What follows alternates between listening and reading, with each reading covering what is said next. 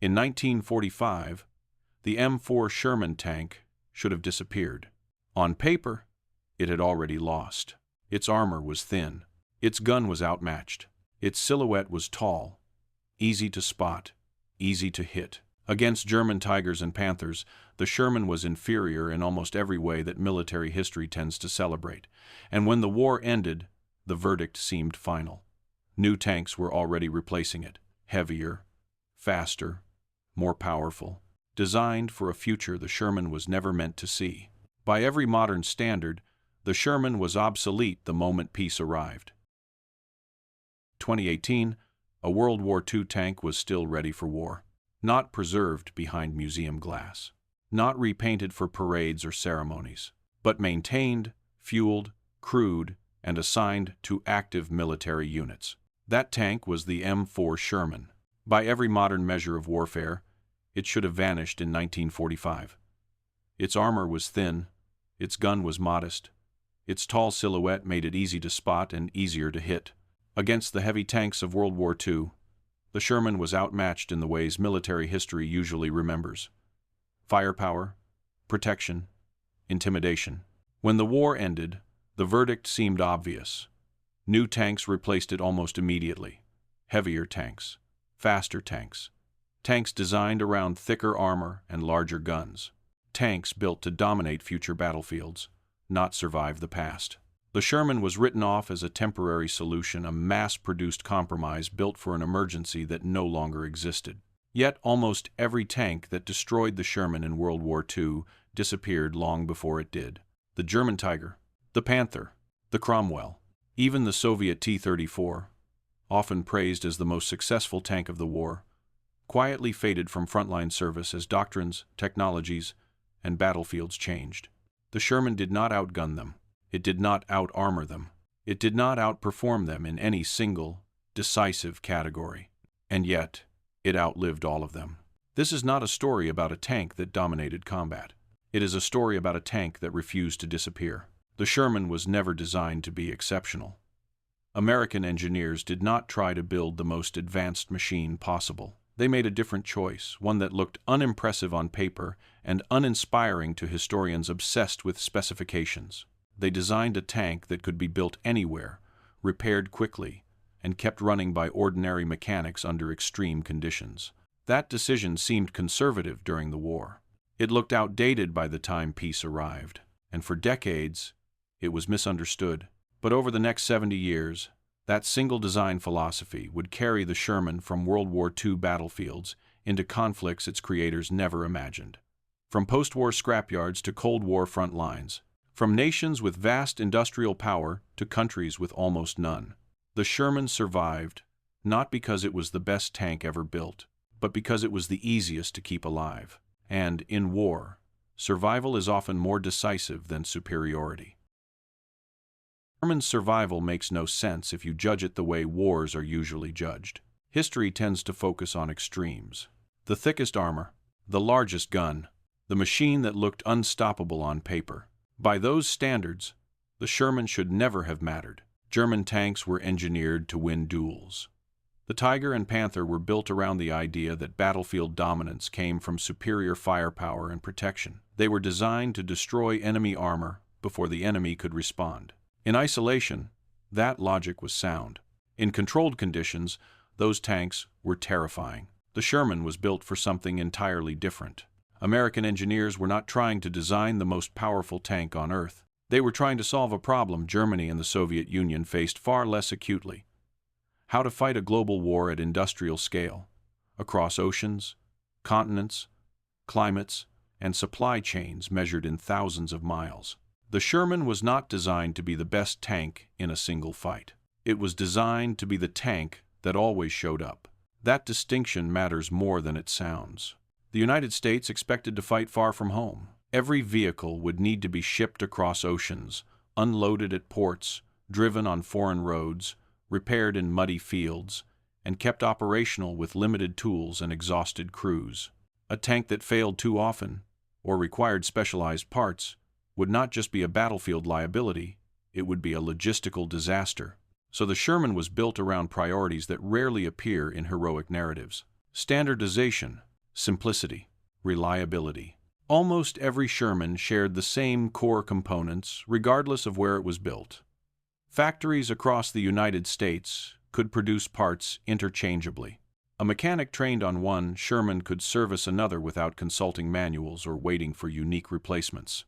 Damaged vehicles could be repaired quickly or cannibalized to keep others running. This approach sacrificed peak performance, but it created resilience. German tanks, by contrast, were masterpieces of engineering complexity. Their armor was thicker, their guns were more powerful, but their transmissions failed frequently. Their engines overheated.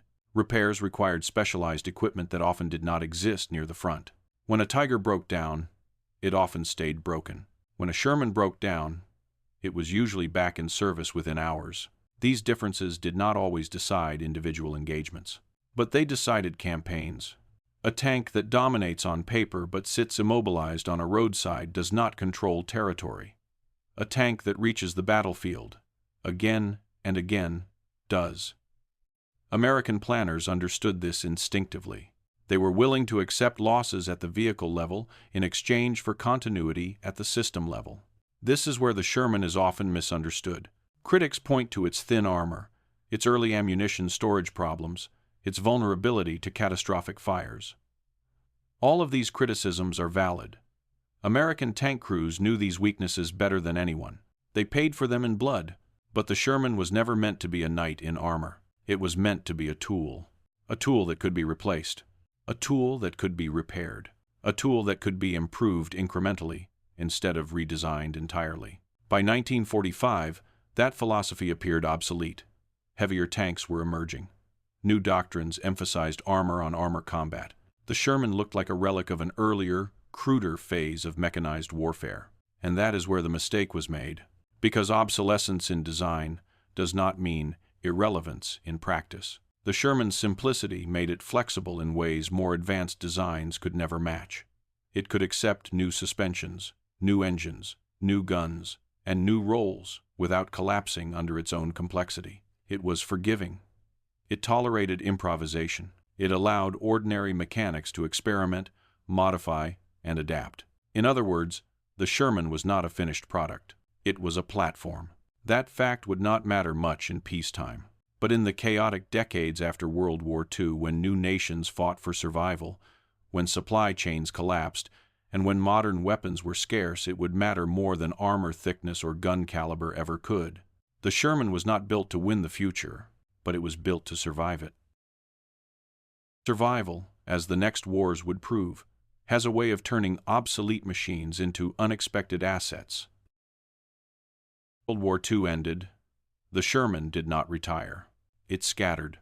Thousands of tanks that had crossed Europe and the Pacific suddenly had no enemy to face and no place in future war plans. American doctrine moved on. Heavier tanks were coming. New engines, thicker armor, larger guns. The Sherman was officially obsolete. So it was sold, stored, scrapped, or forgotten. That decision would prove far more important than anyone realized, because the end of World War II did not bring peace to the world.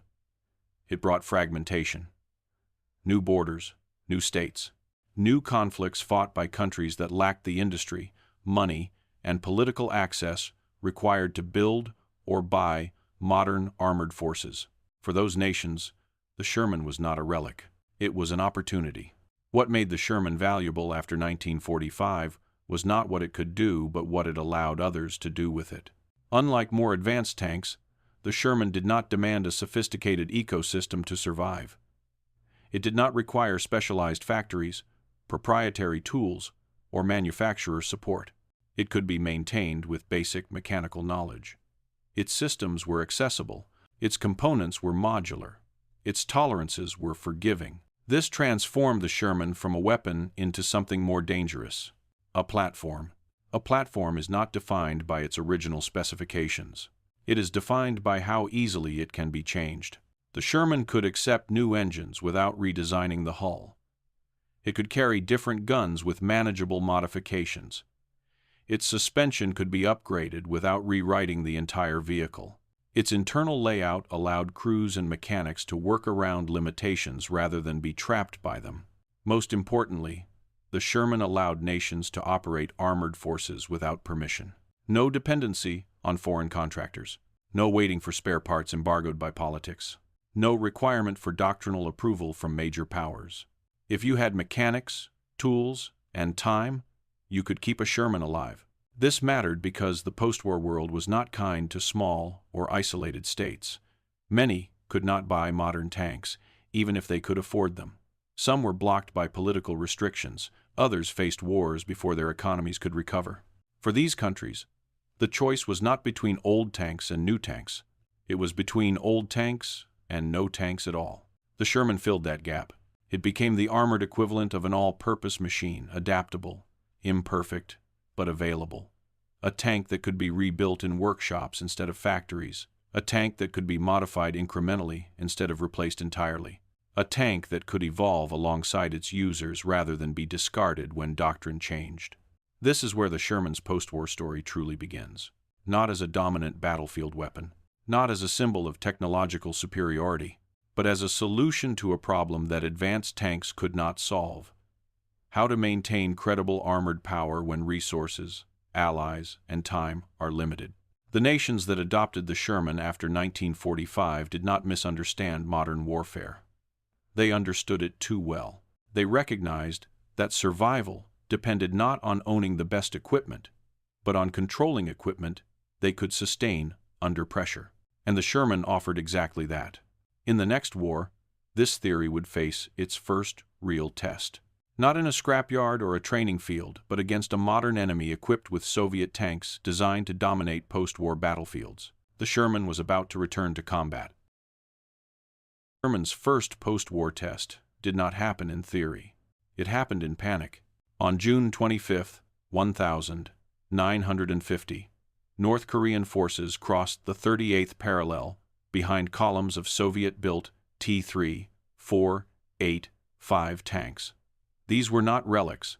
They were battle-proven machines that had shattered German armies only 5 years earlier. Sloped armor, a powerful gun, crews trained specifically for armored warfare. American forces in the region were not ready. The occupation army stationed in Japan had been built for peacekeeping, not mechanized war. Its anti-tank weapons were outdated. Infantry bazookas bounced off T-34 frontal armor. Requests for armored support returned the same answer again and again. There were no tanks available. Until someone remembered the Shermans. Scattered across depots in Japan were dozens of M4 A3E 8 Easy 8 Sherman's late-war models that had arrived too late to fight in Europe. They were not cutting-edge even by 1945 standards. But they existed. They could be started. They could be crewed. And that was enough. Within weeks, American commanders scraped together a provisional armored unit and sent Shermans into combat against North Korean T-34 seconds. On paper, this should not have worked. The T-34 had thicker armor, a larger gun, a reputation forged on the Eastern Front. But tank combat is not fought on paper.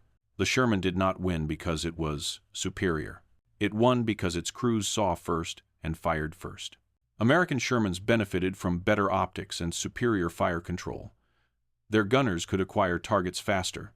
Their sights were clearer. Their crews trained intensively in coordinated engagement, emphasizing first-round accuracy under pressure.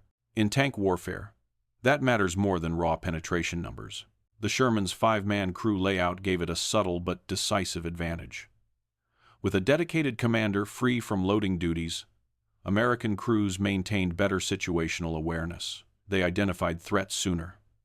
They coordinated movement and fire more effectively. The T-34's 4-man crew forced the commander to double as loader. In chaotic combat, that split attention proved costly. American Shermans also had access to improved ammunition. High-velocity armor-piercing rounds allowed their guns to penetrate T-34 armor at practical combat ranges. Combined with superior optics, this shifted the balance. Between July and November 1950, Shermans destroyed dozens of enemy tanks while supporting desperate defensive actions around the Pusan perimeter. The tank that was supposedly obsolete 5 years earlier was once again holding the line. This did not mean the Sherman had suddenly become a superior design. It meant something more uncomfortable. Training mattered, crew coordination mattered, logistics mattered. The Sherman could absorb hits that lighter tanks could not. It could be repaired quickly. Damaged vehicles were often back in action, while more advanced machines waited for parts or support that never arrived. American commanders learned a dangerous lesson. Obsolete equipment, when properly supported and competently used, could defeat modern opponents under the right conditions. But Korea also revealed the limits of this truth. The Sherman succeeded not because technology had stood still, but because its users had adapted faster than their enemies. As the war stabilized and newer tanks arrived, the Sherman quietly shifted roles. It became infantry support, a bunker buster, a stopgap. Its moment at the center of armored combat was already fading. Still, Korea proved something essential. The Sherman was not a museum piece. It was not a mistake. It was a reminder that wars are not won by specifications alone. They are won by systems that combine equipment, training, logistics, and human decision-making under stress. For nations watching from the sidelines, the message was clear. If the Sherman could fight Soviet armor in Korea, then it could fight elsewhere. If it could be kept running by an overstretched army, then it could be sustained by countries with far fewer resources. The Sherman had passed its first post-war trial. Its next test would be far more extreme. Because in the Middle East, the tank would face enemies it could not defeat without being transformed, and mechanics who refused to accept that transformation was impossible. Israel did not upgrade the Sherman to win wars. Israel upgraded it because replacement was impossible. In the early years of the new state, survival was not a strategic concept. It was a daily condition. Israel faced hostile borders, limited resources, and a global arms market that was often closed to it by politics. Modern tanks existed, but access to them did not. What Israel had instead were problems that could not wait. The young nation needed armored forces immediately. Not next year, not after negotiations. Now. And it needed them to function without reliable supply chains, without long-term manufacturer support, and without the luxury of discarding equipment that failed once. The Sherman fit this reality better than any modern design. Israel's first Shermans did not arrive through formal procurement programs. They arrived through improvisation. A single tank left behind by withdrawing British forces. Damaged hulls purchased from European scrapyards for almost nothing. Vehicles declared worthless by countries that no longer needed them. Most were incomplete. Many were sabotaged. Some had engines deliberately destroyed to ensure they could never be used again. Israeli mechanics ignored that intent. They stripped tanks down to bare hulls. They rebuilt engines. They fabricated parts. They mounted whatever weapons they could acquire. These early Shermans were not standardized, elegant, or efficient. They were functional, and that was enough. Over time, Israel began to systematize the chaos. Workshops became factories.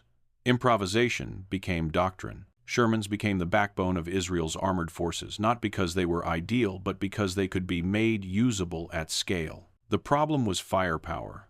As Arab states began receiving Soviet tanks, especially the T-34 and later the T-54 and T-55, Israeli planners knew the original Sherman guns were no longer sufficient. Against modern armor, the Sherman needed more than clever tactics. It needed transformation. Buying new tanks in large numbers was impossible. Upgrading the Sherman was the only path forward. The idea that followed sounded absurd. Mount a modern French high-velocity gun inside a World War II American tank. On paper, it should not have worked. The French 75mm gun was longer, more powerful, and produced more recoil than the Sherman turret was designed to handle. The internal layout was incompatible. Ammunition storage would have to be redesigned. Balance, recoil, absorption, and crew safety were all compromised by default. Professional defense contractors might have rejected the idea outright. Israeli mechanics did not have that luxury. They modified turrets, reinforced structures, reconfigured ammunition racks. They solved problems not with blueprints, but with trial, error, and experience gained from rebuilding tanks that had already been written off once. The result was the M50 Sherman. Later came something even more extreme: a French 105mm gun designed for modern main battle tanks mounted into a Sherman turret through radical modification. Barrels shortened. Recoil managed with oversized muzzle brakes. Ammunition redesigned to fit the cramped interior. This became the M51.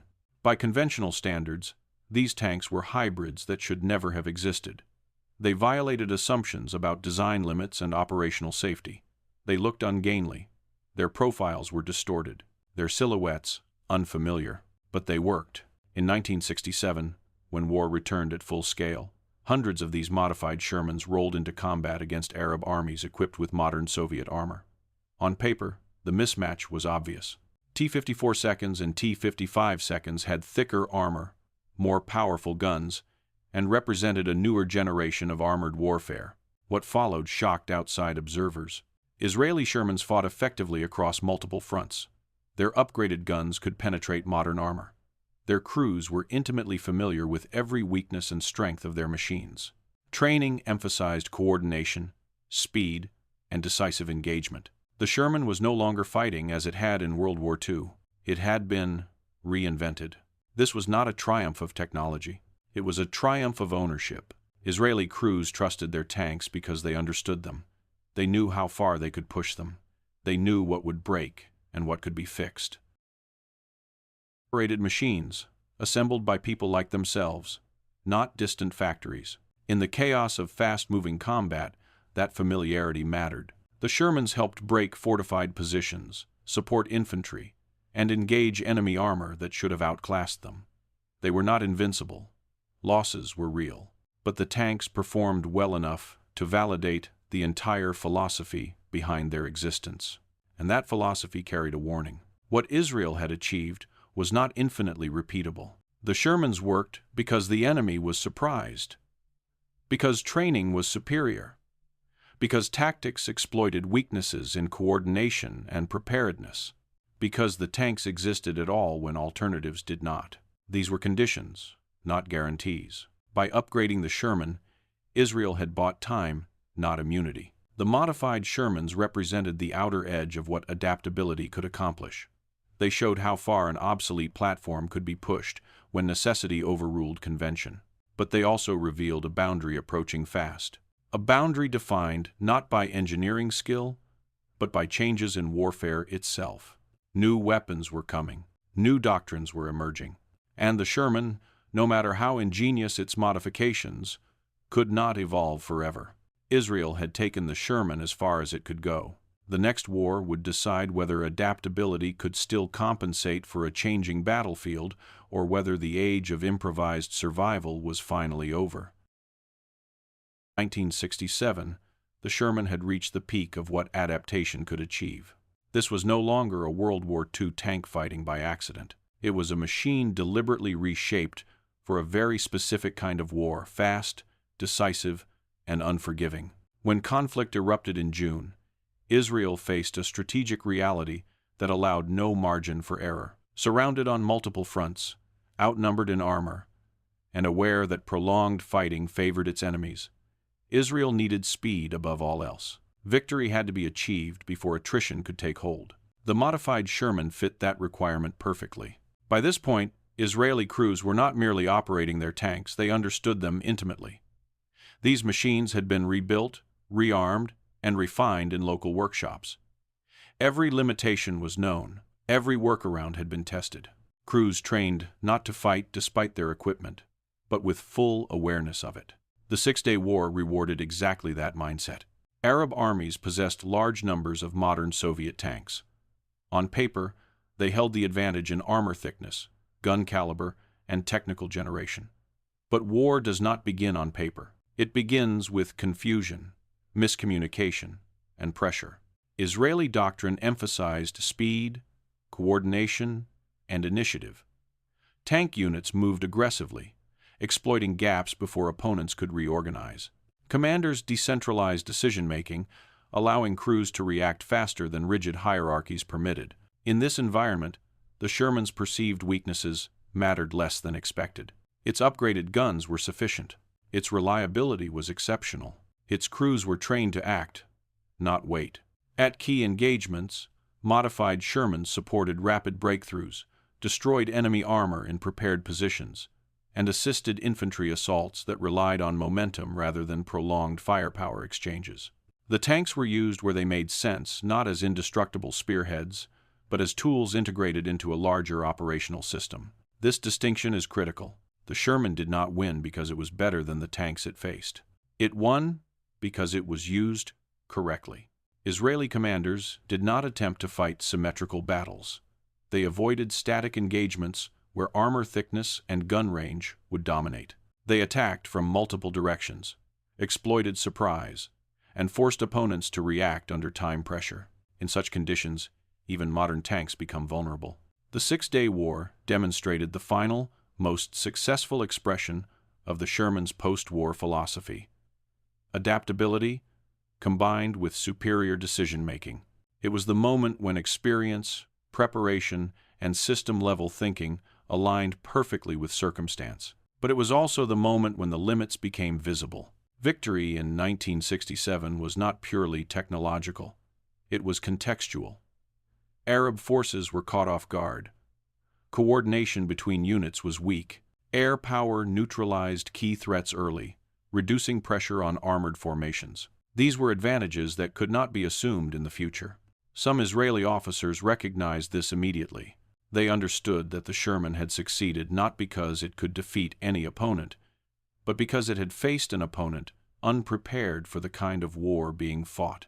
Against a coordinated enemy using modern anti-tank tactics, the outcome would be very different. The Sherman had reached the edge of its usefulness. Every modification added weight. Every upgrade stressed components never designed for such loads. Every tactical success relied increasingly on surprise rather than durability. The tank had been stretched to its maximum. 1967 was the last war in which ingenuity alone could compensate for fundamental shifts in battlefield technology. Guided weapons were emerging. Sensor systems were improving. The advantage of familiarity would soon be overshadowed by weapons that required no direct line of sight and no prolonged engagement. The Six-Day War did not prove that obsolete tanks could always defeat modern ones. It proved something narrower and more dangerous. That, under the right conditions, outdated equipment can still win decisively. But conditions change, and the next war would be fought under entirely different assumptions. 1967. The Sherman achieved its final victory, not as a symbol of industrial power, but as proof that adaptation, when perfectly aligned with circumstance, can still overcome technological inferiority. 6 years later, that alignment would disappear. And when it did, the Sherman would finally meet a battlefield it could not outthink. The Yom Kippur War shattered an illusion that 1967 had quietly created. For 6 years after the Six-Day War, Israeli confidence grew around a dangerous assumption that superior training, initiative, and familiarity with equipment could continue to offset technological inferiority. The Sherman's success seemed to prove that adaptability could always find a way. In October 1973, that belief collapsed in hours. Egyptian and Syrian forces attacked simultaneously, choosing the moment with precision. Israeli reserves were thin. Command structures were strained. The battlefield conditions that had favored speed and surprise in 1967 were gone. This time, Israel's enemies were ready. They brought not just tanks, but a new way of killing tanks. Soviet-designed anti-tank guided missiles appeared in large numbers for the first time. Infantry units were no longer helpless against armor. A single soldier, concealed and patient, could destroy a tank from distances that once felt safe. Air defenses limited the close air support Israeli forces had relied on. The battlefield itself had changed. The modified Sherman entered this war carrying the same strengths it had always possessed: reliable engines, familiar systems, competent crews. But now it faced threats that adaptation could not neutralize. A guided missile does not care how experienced a crew is. A shaped charge warhead does not care how clever a modification may be. The M51's powerful gun could theoretically defeat newer tanks. But theory no longer governed survival. Engagements were shorter. Exposure was lethal. Tanks were destroyed before they could identify firing positions or maneuver into advantage. For the first time since 1945, the Sherman's adaptability had nowhere left to go. Every previous challenge had allowed a workaround. Better ammunition, improved optics, tactical adjustments, mechanical upgrades. But guided weapons introduced a new paradigm. A low-cost system capable of destroying armor regardless of how well it was maintained or how familiar it felt. This was not a failure of engineering skill. It was a failure of relevance. Israeli crews fought with determination and courage. Many Sherman units were committed to desperate defensive actions alongside far more modern tanks. Losses were heavy. Survivors quickly understood that survival now depended less on experience and more on protection. Protection the Sherman simply could not provide. The tank had finally reached a threat it could not adapt around. The Yom Kippur War did not erase the Sherman's legacy, but it defined its boundary. Adaptability had limits. Human ingenuity had limits. And no amount of mechanical creativity could change the fact that the Sherman's armor belonged to a different era. After 1973, the Sherman quietly exited frontline service in Israel. It was moved to reserve roles, secondary duties, or transferred to other forces. Its time as a decisive battlefield weapon was over. Yet this was not a story of failure. The Sherman did exactly what it had always done. It lasted longer than expected. It survived longer than designed. And it served until the battlefield itself changed faster than adaptation could follow. What ended the Sherman was not a better tank. It was a new way of fighting tanks. That distinction matters, because the lesson of 1973 was not that old equipment is useless. It was that systems eventually face threats they were never meant to answer. The Sherman had endured for nearly 3 decades after being declared obsolete, an extraordinary achievement by any standard. But the age of improvisation had finally collided with the age of precision. The War of 1973 marked the moment when adaptability stopped being enough. And yet, even then, the Sherman did not disappear. It simply changed its role again. Because beyond the front lines of high-intensity war, there were still conflicts where reliability mattered more than invulnerability, places where modern tanks were unavailable, unaffordable, or unnecessary. The Sherman would not win another decisive war, but it was not finished serving. Sherman left the front lines of modern warfare. It did not vanish. It migrated. High-intensity wars demand the newest weapons. But most conflicts are not fought at that level. They are fought by countries with limited budgets, fragile supply chains, and political constraints that make modern equipment difficult to acquire or sustain. In those places, the Sherman still made sense. After 1973, many surviving Shermans were transferred rather than destroyed. Some were sold, others were given to allies. A few were captured, reused, and pressed back into service by forces that had no better options. The tank's journey continued not because anyone believed it was cutting edge, but because it was usable. In Lebanon, Shermans reappeared in urban combat during the Civil War. Streets replaced deserts. Short engagement ranges replaced sweeping maneuvers. The tank's gun, even if outdated against modern armor, remained devastating against buildings, barricades, and infantry positions. In cities, reliability and intimidation mattered more than penetration charts. In South America, the logic was even simpler. Countries like Chile, Argentina, and Paraguay faced strategic realities far removed from superpower confrontation. Their potential conflicts were regional, their budgets constrained, their access to advanced armor limited by embargoes or cost. The Sherman offered a solution that did not require dependence. These nations did not operate Shermans because they misunderstood modern warfare. They operated them because they understood their own circumstances. The tanks were upgraded just enough to remain credible. Engines were replaced. Suspensions improved. Guns swapped for newer models where possible. Each modification followed the same pattern seen decades earlier. Take what exists, improve what matters, ignore what cannot be afforded. The result was surreal. Tanks designed in 1941, built to fight Nazi Germany, remained operational into the late 20th and even early 21st centuries. Some served in border patrol roles, others in training units. A few remained assigned to ceremonial formations that could still mobilize in an emergency. In Paraguay, Sherman stayed in service until 2018. That date matters. By then, digital battle management systems, composite armor, and precision-guided munitions defined modern warfare. Yet a tank from the Second World War was still considered useful enough to maintain, fuel, and crew. Not because it could win against a modern army, but because it could function without one. This final chapter reveals the Sherman's true legacy. It was never about winning against the best.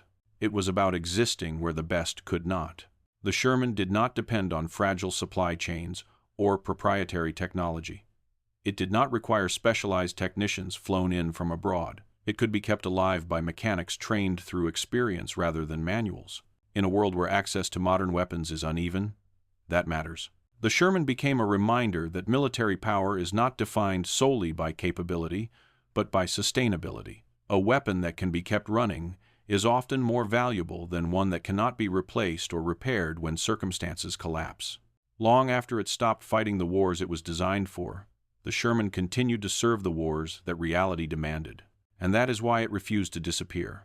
Because while technology moves forward, the conditions of conflict often move sideways, shaped by politics, economics, and necessity rather than innovation alone. The Sherman belonged to that space. It was no longer a frontline weapon, but it remained a solution. One final question remained. What does a tank that survived 73 years actually teach us about warfare itself? The Sherman tank was never the best tank in any war it fought. It was outgunned in World War II, outclassed by newer designs in the Cold War, vulnerable to weapons that eventually made its survival impossible on modern battlefields. And yet, it fought longer than almost every tank that defeated it.